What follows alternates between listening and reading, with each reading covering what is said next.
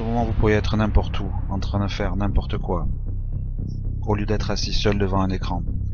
Alors, qu'est-ce qui nous empêche de faire ce que nous voulons vraiment? Tous les jours, nous nous réveillons dans la même pièce et suivons les mêmes routines pour vivre le même jour qu'hier. Pourtant, il fut un temps où chaque journée était une nouvelle aventure. Quelque chose a changé.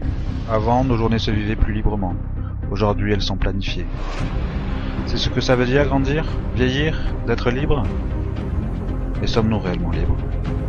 Nourriture, eau, terre. Les éléments essentiels à notre survie sont la propriété d'entreprises. Il n'y a pas de nourriture pour nous dans les arbres, pas d'eau potable dans les sources, pas de terre pour construire une maison. Si vous essayez de prendre ce que la terre vous donne, vous serez arrêté. Donc, nous obéissons aux règles. Nous découvrons le monde au travers de manuels. Pendant des années, nous avons été assis à avaler ce qu'on nous disait, testés et gradués comme des sujets de laboratoire.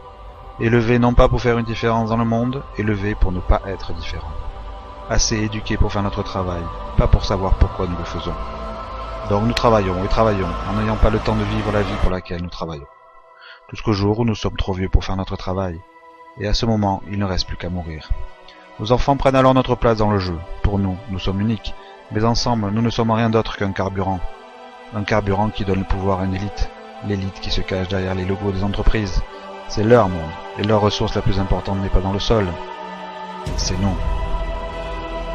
Nous construisons leur ville, nous faisons fonctionner leur machine, nous nous battons dans leur guerre. Après tout, l'argent n'est pas ce qui les motive, c'est le pouvoir.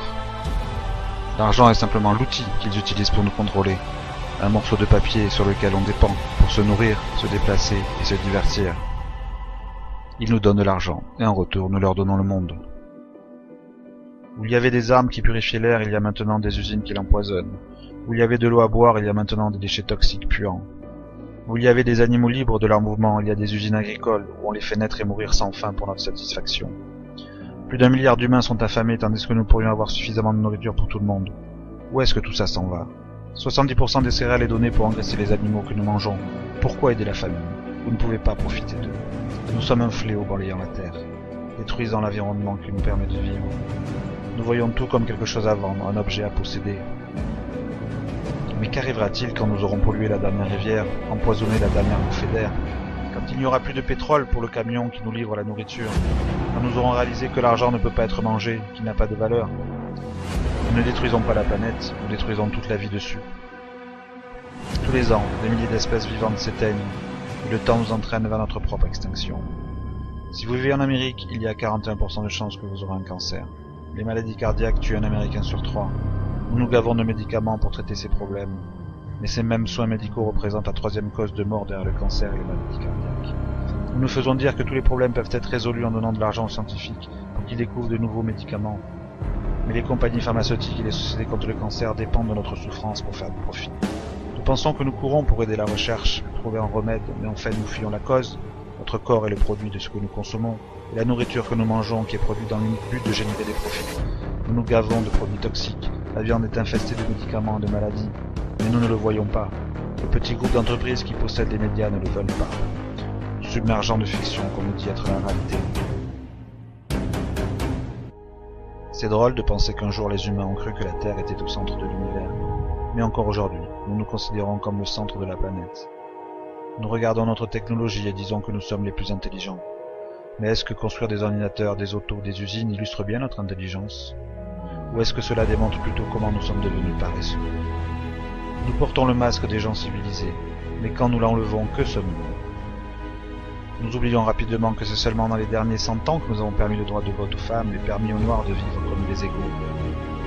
Nous agissons comme si nous étions des êtres qui savent tout, mais il y a bien plus d'échecs et d'inconnus que le contraire. Nous marchons dans la rue en ignorant les petites choses, les yeux qui fixent, les histoires qu'ils partagent. Nous considérons tout comme faisant partie du décor. Peut-être nous craignons de ne pas être seuls, de faire partie d'un bien plus gros tableau. Mais nous échouons à créer des liens. Nous sommes d'accord à tuer les cochons, vaches, poules, étrangers de pays étrangers, mais pas nos voisins, notre chien, notre chat, ceux que nous avons appris à aimer et comprendre. Nous considérons stupides les autres créatures, pourtant nous les prenons aussi en exemple pour justifier notre action.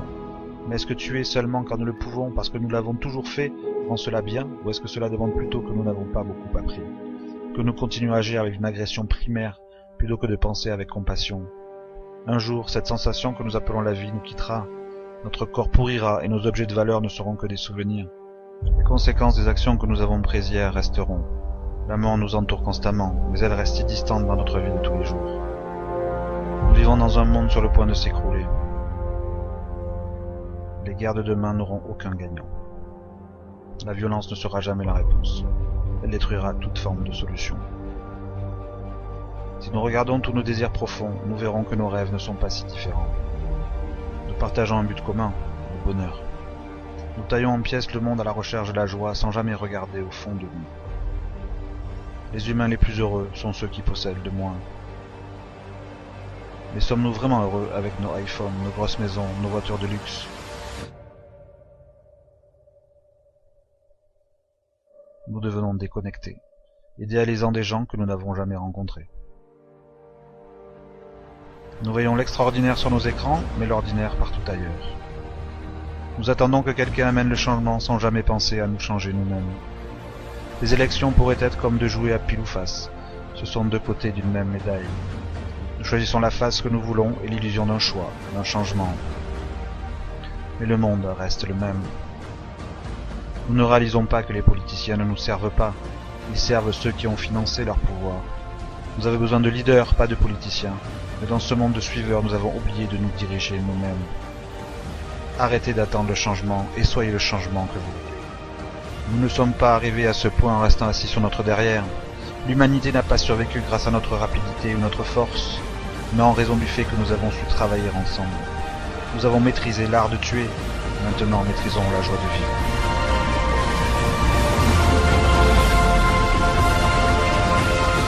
Il n'est pas question de sauver la planète restera là, que nous y soyons ou non. La Terre est là depuis des milliards d'années, nous serons chanceux si nous durons plus de 80 ans. Nous sommes une fraction de seconde dans le temps de la Terre, mais notre impact est éternel. J'ai souvent rêvé que je vivais avant l'arrivée des ordinateurs, quand nous n'avions pas d'écran pour nous distraire. Puis j'ai réalisé qu'il y avait une raison pourquoi aujourd'hui était l'époque où je voulais vraiment vivre. Parce que maintenant nous avons une opportunité que nous n'avons jamais eue avant. L'Internet nous donne le pouvoir de partager un message et d'unir des millions d'humains tout autour du monde. Pendant qu'il est encore temps, nous devons utiliser nos écrans pour nous rassembler, plutôt que de nous isoler. Pour le meilleur et pour le pire, notre génération déterminera le futur de la vie sur cette planète. Nous pouvons continuer de servir ce système de destruction jusqu'à ce que plus rien ne reste de notre existence. Ou nous pouvons nous réveiller, réaliser que nous n'évoluons pas dans le bon sens. Nous n'avons que des écrans devant les yeux, donc nous ne savons pas où nous allons. Ce moment présent est ce vers quoi chaque pas, chaque respiration et chaque mort nous ont menés. Nous sommes le visage de tous ceux qui sont venus avant nous. Et maintenant c'est notre tour. Nous pouvons choisir de créer notre propre chemin, ou suivre la route que d'innombrables autres ont déjà pris. La vie n'est pas un film, le scénario n'est pas déjà écrit. Où sont les auteurs? C'est votre histoire, leurs histoires, notre histoire.